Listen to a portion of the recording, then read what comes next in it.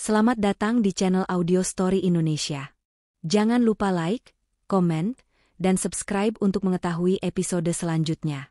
Kisah ini menceritakan tentang Mila yang mendaki salah satu gunung di Provinsi Jawa Barat yang terkenal angker. Apa yang akan terjadi pada Mila? Tonton video ini sampai akhir. Mila masih ingat pertama kali ia menyadari bahwa dirinya bisa melihat sesuatu yang tak kasat mata. Beberapa minggu lalu, saat pulang dari kampus menjelang maghrib, ia melihat sosok hitam berdiri di sudut ruangan kosannya. Sosok itu tinggi, kurus, dan tak memiliki wajah. Awalnya, Mila mengira itu hanya bayangan atau efek kelelahan. Namun, semakin lama ia menatap, semakin jelas sosok itu terlihat, hingga akhirnya menghilang begitu saja. Mila memang sering melihat hal-hal aneh, sosok yang berjalan tanpa suara, bayangan yang melintas cepat di sudut mata, atau suara bisikan saat ia sendirian. Ia tidak pernah bercerita kepada siapapun. Mungkin orang akan menganggapnya aneh, atau lebih buruk lagi, mengira ia mengalami gangguan jiwa. Maka dari itu, Mila memilih diam dan berpura-pura tidak terjadi apa-apa. Saat bulan Ramadan tiba, Mila merasa sedikit lebih tenang. Ia mendengar bahwa makhluk halus lebih jarang menampakkan diri selama bulan suci. Namun, ketenangannya tidak bertahan lama. Saat memasuki masa haid dan tidak berpuasa, kepekaannya justru semakin meningkat. Seakan-akan, mereka menyadari bahwa ia bisa melihat mereka dan sengaja memperlihatkan diri. Suatu siang, ketika sedang beristirahat di kamarnya, ponselnya berbunyi. Sebuah pesan masuk dari grup teman-teman lamanya. "Mila, ikut kita mendaki nggak? Long weekend nih, pas banget buat refreshing." Pesan itu datang dari Rina, salah satu sahabatnya sejak SMA. Grup itu berisi 6 orang yang dulu sangat dekat. Tapi setelah kuliah di tempat berbeda, mereka semakin jarang bertemu. Kesibukan masing-masing membuat mereka sulit mencocokkan jadwal. Jadi, ajakan mendaki ini adalah kesempatan langka untuk berkumpul kembali. Mila membaca pesan itu berulang kali. Gunung yang mereka rencanakan untuk didaki bukanlah gunung biasa. Gunung itu dikenal angker oleh banyak orang. Banyak cerita beredar tentang pendaki yang mengalami kejadian mistis di sana, mulai dari suara langkah kaki yang mengikuti di tengah malam, hingga penampakan sosok tanpa wajah yang menatap dari balik pepohonan. Mila menggigit bibirnya. Jika ia ikut, pasti akan ada gangguan. Ia sudah cukup sering berurusan dengan makhluk halus di tempat biasa, apalagi di gunung yang penuh dengan energi mistis. Namun, jika ia menolak, pasti teman-temannya akan bertanya-tanya. "Mila, kok nggak jawab? Jangan bilang kamu nggak bisa, ya?" Pesan lain muncul dari Dito. "Ayolah, Mil, kapan lagi kita bisa kumpul? Lagian kamu kan nggak puasa, jadi nggak masalah kalau harus minum atau makan di jalur pendakian," tambah Rina. Mila semakin ragu. Ia memang tidak sedang berpuasa, tetapi bukan itu masalahnya. Mereka tidak tahu bahwa ia bisa melihat mereka. Jika ia menolak tanpa alasan yang jelas, teman-temannya pasti akan curiga atau bahkan kecewa. Akhirnya, dengan berat hati, Mila mengetik balasan. "Oke, aku ikut." Tak butuh waktu lama, pesan balasan dari teman-temannya masuk. "Yes, mantap, Mil. Kita berangkat Jumat sore, ya?" Mila menarik napas panjang. Keputusan sudah dibuat. Sekarang ia hanya bisa berharap perjalanan ini tidak akan menjadi pengalaman buruk baginya. Namun jauh di dalam hati, ada firasat tak enak yang mengganggu pikirannya. Seolah-olah sesuatu, atau seseorang, sudah menunggu kedatangannya di gunung itu. Hari keberangkatan tiba lebih cepat dari yang Mila harapkan. Sepanjang hari, ia merasa gelisah. Ransel gunungnya sudah dipersiapkan sejak semalam, lengkap dengan jaket tebal, sleeping bag, serta perlengkapan lain yang dibutuhkan. Namun, bukan peralatan itu yang ia khawatirkan, melainkan sesuatu yang tak terlihat oleh orang lain. Saat ia bersiap di depan rumah, sebuah bayangan hitam melintas cepat di sudut matanya. Mila terdiam, menoleh perlahan. Tidak ada siapapun. Jantungnya berdegup lebih kencang, tetapi ia mencoba mengabaikannya. "Mila, ayo, kita udah telat nih." Suara klakson mobil membuyarkan lamunannya. Ia melihat Rina melambai dari jendela mobil, sementara Dito dan yang lainnya sudah duduk di dalam. Mila menghela napas dan segera masuk ke dalam mobil. Mobil melaju menuju basecamp pendakian yang terletak di sebuah desa kecil di Jawa Barat. Sepanjang perjalanan, teman-temannya bercanda dan tertawa, membuat suasana semakin meriah. "Mil, kenapa diam aja? Deg-degan ya? Lama nggak naik gunung?" tanya Rian, salah satu temannya yang memang suka menggoda. Mila tersenyum kecil. "Iya, udah lama nggak mendaki." Itu tidak sepenuhnya bohong. Tapi yang sebenarnya membuatnya diam bukan karena gugup mendaki, melainkan firasat buruk yang terus menghantuinya sejak kemarin. Ketika mobil memasuki jalanan desa, Mila merasakan perubahan atmosfer yang aneh. Udara terasa lebih dingin dari seharusnya, meskipun matahari masih bersinar. Pepohonan di sekitar tampak lebih gelap, seakan-akan ada sesuatu yang bersembunyi di baliknya. Ia berusaha tetap tenang, tetapi matanya terus menangkap sosok-sosok yang berdiri di antara pepohonan, mengawasi mobil mereka. Sosok itu tidak memiliki wajah, hanya bayangan samar dengan mata hitam pekat. Mila menelan ludah dan menunduk, berusaha tidak memperlihatkan ketakutannya. "Kita hampir sampai," kata Dito sambil menunjuk papan kayu yang bertuliskan, "Basecamp Pendakian Gunung Putih." Mobil berhenti di halaman basecamp yang dipenuhi pendaki lain. Beberapa orang tampak memeriksa perlengkapan, ada juga yang beristirahat di warung kecil di pinggir jalan. Saat mereka turun dari mobil, seorang lelaki tua dengan wajah serius mendekati mereka. Ia mengenakan jaket tebal dan membawa tongkat kayu. "Kalian mau mendaki?"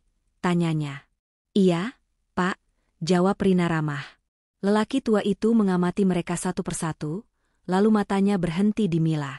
Tatapan matanya tajam, seakan bisa melihat sesuatu yang tidak bisa dilihat orang lain. Mila merasakan hawa dingin menjalar ke punggungnya.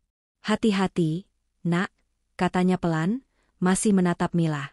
"Gunung ini bukan sekadar gunung biasa. Jangan sampai kalian melanggar aturan di sini." Teman-teman Mila hanya tersenyum dan mengangguk, menganggap itu hanyalah peringatan biasa. Namun, Mila tahu lelaki itu mengatakan hal itu padanya bukan tanpa alasan. Setelah mendaftarkan diri dan mengurus izin pendakian, mereka mulai bersiap. Mila mengenakan jaketnya dengan sedikit gemetar. Matanya masih sesekali melirik ke sekitar, memastikan tidak ada sosok aneh yang muncul. Seorang pendaki lain yang juga berada di basecamp tiba-tiba berbicara dengan suara rendah, seakan membisikkan sesuatu kepada temannya. "Tadi ada pendaki yang turun buru-buru," katanya. Dia dengar suara orang menangis di tengah hutan, tapi pas didekati nggak ada siapa-siapa. Mila merinding. Ia berusaha mengalihkan pikirannya, tetapi firasat buruk yang ia rasakan semakin kuat. "Ayo, kita mulai jalan," kata Dito sambil merapikan tasnya. Dengan langkah ragu, Mila mengikuti teman-temannya memasuki jalur pendakian. Pepohonan tinggi mulai menaungi mereka, dan suara alam mulai menggantikan suara riuh basecamp. Namun, di balik suara burung dan desir angin, Mila bisa mendengar sesuatu yang lain, sebuah bisikan samar yang terdengar jauh, tapi jelas. "Jangan masuk." Mila menelan ludah. Ia tahu, perjalanan ini baru saja dimulai, dan sesuatu sudah memperingatkannya untuk tidak melanjutkan. Langkah demi langkah, Mila dan teman-temannya semakin masuk ke dalam jalur pendakian. Suasana hutan di sekitar mereka terasa sunyi, seolah-olah menyembunyikan sesuatu yang tidak bisa dilihat dengan mata telanjang. Mila berjalan di tengah rombongan, mencoba mengabaikan firasat buruk yang terus menghantuinya sejak mereka tiba di basecamp. Awalnya, perjalanan terasa lancar. Mereka bercanda, berfoto, dan sesekali berhenti untuk beristirahat. Namun, Mila tidak bisa mengabaikan perasaan bahwa mereka sedang diawasi. Sesekali, ia merasa ada sesuatu yang bergerak di sudut matanya. Tapi saat ia menoleh, hanya ada pepohonan dan semak-semak. Ketika hari mulai beranjak sore, rombongan mereka berhenti di sebuah pos peristirahatan. Pos itu berupa tanah datar yang cukup luas dengan beberapa batang kayu tersusun sebagai tempat duduk alami. Dari sini, mereka bisa melihat pemandangan lembah yang tertutup kabut tipis. "Gila, cakep banget pemandangannya," ujar Rina sambil mengambil beberapa foto dengan ponselnya. "Iya, bener-bener worth it lah capeknya," tambah Dito sambil duduk di atas ranselnya. Mila menghela napas dan mengeluarkan botol minumnya. Saat ia menenggak air, pandangannya tertuju ke seberang jalur setapak. Ada seseorang berdiri di sana, Seorang perempuan. Rambutnya panjang, tergerai, dan menutupi sebagian wajahnya. Bajunya lusuh dan berwarna putih keabu-abuan, seakan sudah lama tidak dicuci. Yang membuat Mila merinding, perempuan itu tidak bergerak sama sekali. Hanya berdiri, menatap lurus ke arahnya. Mila membeku. Ini bukan pertama kalinya ia melihat sosok seperti ini, tapi tetap saja, ketakutan menyelimutinya. Ia berkedip sejenak. Dan saat ia membuka matanya kembali, perempuan itu sudah tidak ada.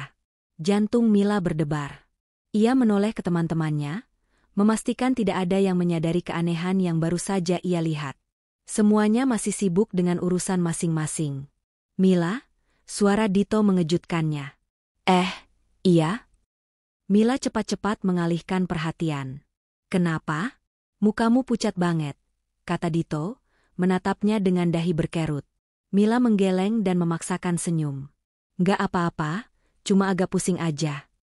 Dito menatapnya ragu, tapi kemudian mengangguk. Kalau nggak kuat, bilang aja ya. Jangan maksain. Mila hanya mengangguk. Dalam hati, ia ingin sekali bilang bahwa yang membuatnya pucat bukan karena lelah, tapi karena sesuatu yang baru saja ia lihat. Namun, ia tidak ingin membuat teman-temannya khawatir atau menganggapnya aneh. Setelah beristirahat sebentar, mereka melanjutkan perjalanan. Jalur yang mereka lalui semakin menanjak dan vegetasi semakin rapat.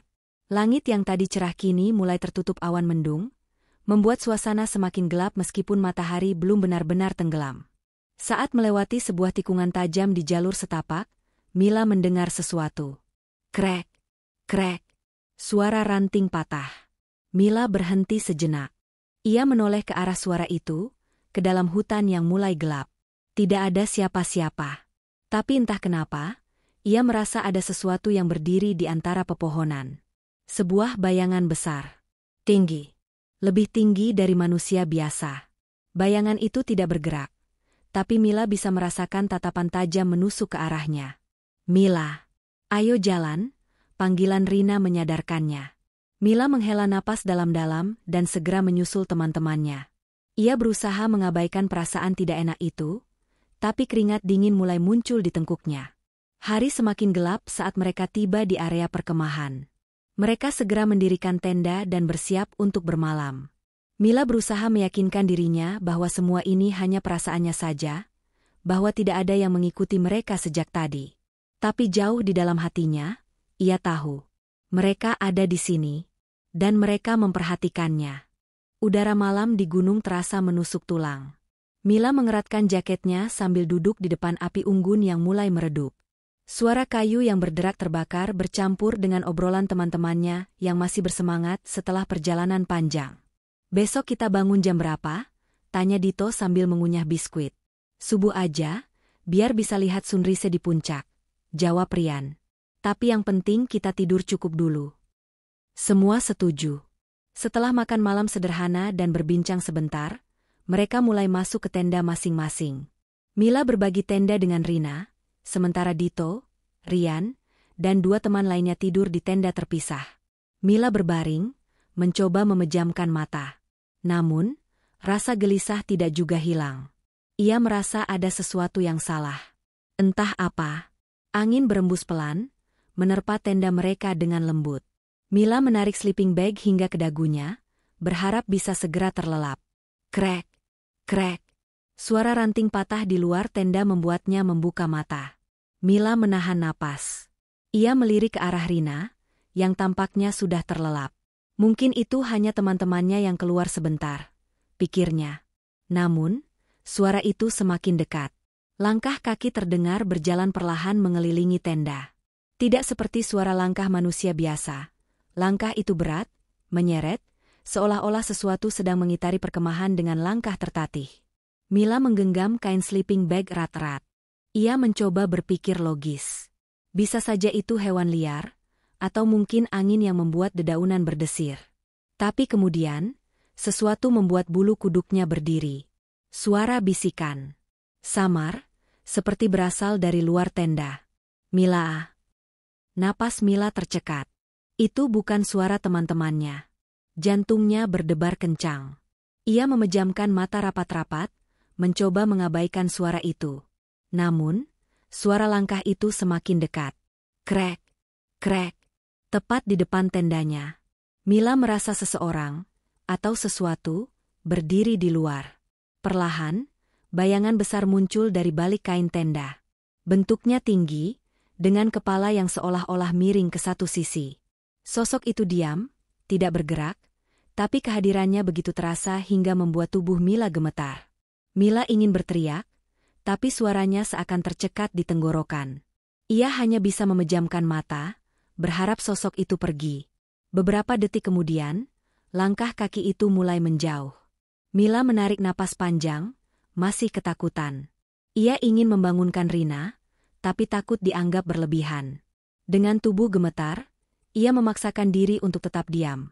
Hingga akhirnya, perlahan-lahan, ia tertidur. Keesokan paginya, Mila terbangun dengan perasaan tidak nyaman. Di luar, teman-temannya sudah bersiap-siap untuk sarapan sebelum melanjutkan pendakian. Mila keluar dari tenda dengan tubuh masih lemas dan mata yang sedikit sembab akibat kurang tidur. "Mil, lu kenapa? Kelihatan capek banget," tanya Rina. "Enggak, cuma kurang tidur aja," jawab Mila singkat. Saat ia berjalan ke dekat api unggun, matanya tertuju pada sesuatu di tanah. Jejak kaki. Besar. Tidak seperti ukuran kaki manusia biasa. Mila merasa darahnya berdesir. Ia ingin memberitahu teman-temannya, tapi takut menimbulkan kepanikan. Sambil menelan ludah, ia hanya bisa berdoa dalam hati. Semoga gangguan ini tidak bertambah buruk. Namun, jauh di lubuk hatinya, ia tahu, malam tadi baru permulaan. Setelah sarapan sederhana, rombongan Mila bersiap untuk melanjutkan perjalanan ke puncak. Langit masih tampak mendung, dan udara pagi terasa lebih dingin dari biasanya. Mila masih belum bisa menghilangkan perasaan aneh yang menghantuinya sejak malam tadi. Selama perjalanan, ia tetap diam, berusaha fokus agar tidak tertinggal.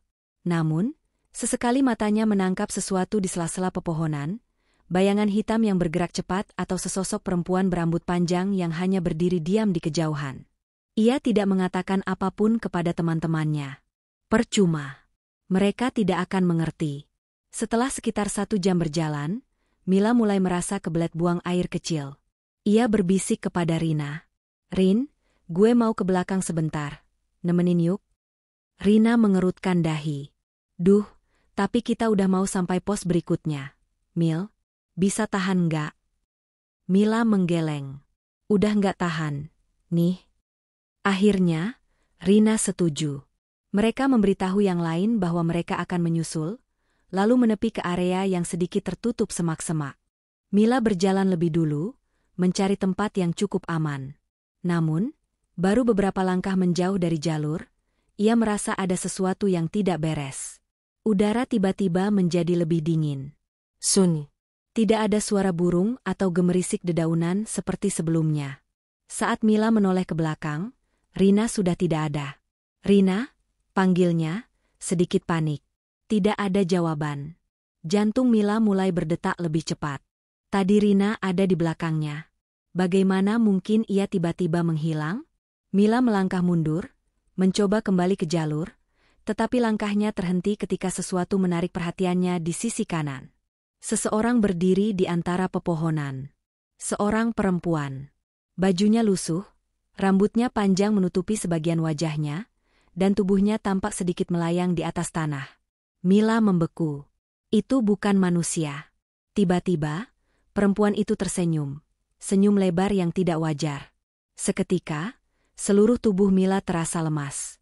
Kepalanya pusing, dan pandangannya mulai berputar. Ia mencoba bergerak, tetapi tubuhnya terasa berat. Kemudian, semuanya menjadi gelap. Sementara itu, di jalur utama, Rina baru saja kembali setelah meminta tolong kepada Dito dan Rian. "Gue ninggalin Mila cuma sebentar. Pas gue balik, dia udah nggak ada," katanya panik. "Maksud lo gimana? Bisa-bisanya dia hilang begitu aja?" tanya Rian, kini ikut cemas. Mereka segera berpencar, memanggil-manggil nama Mila sambil menyisir area sekitar. Namun, tidak ada jawaban. Dito merasakan bulu kuduknya berdiri. "Nggak beres. Nih. Baru saja ia mengatakan itu, tiba-tiba seorang lelaki tua datang dari arah berlawanan. Itu adalah juru kunci desa yang mereka temui di base camp kemarin. Anak yang hilang itu, dia melihat mereka. Ya? Tanyanya dengan nada serius. Rina menatapnya bingung. Bapak maksud? Kalau iya, kita harus segera menemukannya. Kalau tidak, dia tidak akan bisa kembali. Mendengar itu, Rina dan yang lain semakin panik. Apa yang sebenarnya terjadi pada Mila? Dan siapa yang telah membawanya pergi? Mila membuka matanya perlahan. Kepalanya terasa berat, dan tubuhnya kaku seperti baru saja tertidur lama. Udara di sekelilingnya terasa lembab dan dingin, menyelusup hingga ke tulangnya. Saat kesadarannya mulai pulih, ia menyadari sesuatu yang membuatnya merinding. Ia tidak berada di jalur pendakian. Sekelilingnya adalah hutan lebat yang jauh lebih gelap dan terasa asing. Pepohonan menjulang tinggi dengan akar-akar besar yang melingkar di tanah, seolah-olah ingin menjerat apapun yang ada di dekatnya. Kabut tipis melayang di udara, menambah suasana suram. Di mana aku? Mila bergumam lemah. Ia mencoba bangkit, tetapi tubuhnya masih terasa lemas. Perlahan, ia mulai mengingat apa yang terjadi sebelum ia kehilangan kesadaran. Sosok perempuan berbaju lusuh itu, senyumannya yang menyeramkan, dan kemudian semuanya menjadi hitam. Mila berusaha mengatur napasnya. Ini bukan pertama kalinya ia berhadapan dengan makhluk seperti itu, tapi kali ini berbeda. Ia benar-benar tersesat di dunia mereka. Mila menoleh ke sekeliling, mencari jalan keluar. Namun, setiap sudut yang ia lihat hanya dipenuhi dengan pepohonan besar dan semak-semak yang tampak bergerak perlahan, seolah-olah bernapas. Kemudian, dari kejauhan, terdengar suara. Mila. Mila membeku. Suara itu tidak asing. Suara itu adalah suaranya sendiri. Tapi bagaimana mungkin? Mila, ayo ikut denganku. Suaranya sendiri terus memanggil dari dalam hutan, menggema dengan nada yang menyeramkan. Jantung Mila berdegup kencang. Ia tahu ini bukan manusia. Ini adalah salah satu cara mereka untuk menyesatkannya lebih jauh. Tiba-tiba, langkah kaki terdengar mendekat. Mila menoleh cepat. Sosok perempuan berbaju lusuh itu muncul dari balik kabut. Kini, wajahnya terlihat lebih jelas, pucat, matanya kosong, dan senyumnya semakin melebar hingga hampir membelah pipinya. Mila mundur beberapa langkah, tetapi perempuan itu semakin mendekat. Jangan takut, Mila, kamu akan betah di sini. Bisiknya dengan suara bergetar, seperti suara yang berasal dari tempat yang jauh. Mila menggeleng panik. Ia tahu jika ia tetap di sini lebih lama, ia mungkin tidak akan pernah bisa kembali. Tidak. Mila berteriak, mencoba berlari ke arah lain. Namun, kakinya terasa berat. Seolah-olah tanah di bawahnya menahan setiap langkahnya. Perempuan itu tertawa kecil. Kamu tidak bisa lari. Mila menutup matanya. Dalam hati, ia mencoba berdoa, berharap ada seseorang yang bisa menolongnya. Dan seketika itu juga, sesuatu terjadi. Udara di sekelilingnya tiba-tiba berubah.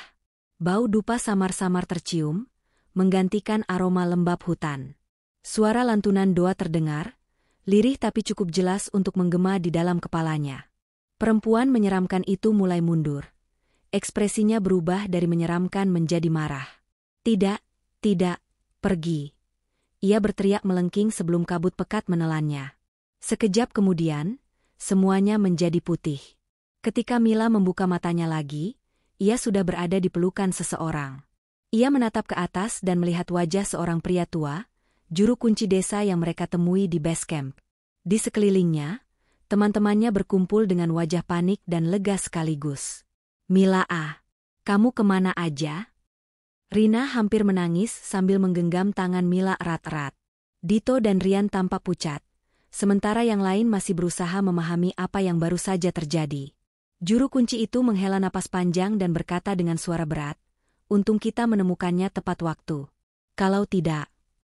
Ia tidak melanjutkan kalimatnya, tetapi tatapannya cukup untuk menjelaskan betapa berbahayanya situasi tadi. Apa yang terjadi pada Mila, Pak? Tanya Dito. Lelaki tua itu menatap Mila dengan tatapan dalam sebelum menjawab, dia hampir dibawa ke dunia mereka. Suasana mendadak hening. Mila yang masih gemetar hanya bisa menggenggam tangan Rina lebih erat. Sudah. Kita harus segera turun gunung sebelum malam tiba, lanjut lelaki tua itu. Tempat ini tidak suka dengan orang-orang seperti dia. Mila menelan ludah. Ia tahu maksudnya. Ia bisa melihat mereka. Dan itu membuatnya menjadi sasaran yang sempurna. Tanpa banyak bicara, mereka segera bersiap-siap dan turun gunung dengan hati-hati. Sepanjang perjalanan, Mila tetap diam, merenungkan apa yang baru saja terjadi. Satu hal yang ia sadari dari pengalaman ini, kemampuannya bukan hanya sekadar anugerah, tapi juga kutukan. Dan ia harus lebih berhati-hati mulai sekarang. Sebab, mereka tahu siapa dirinya. Terima kasih sudah menonton video ini. Sampai jumpa di video selanjutnya.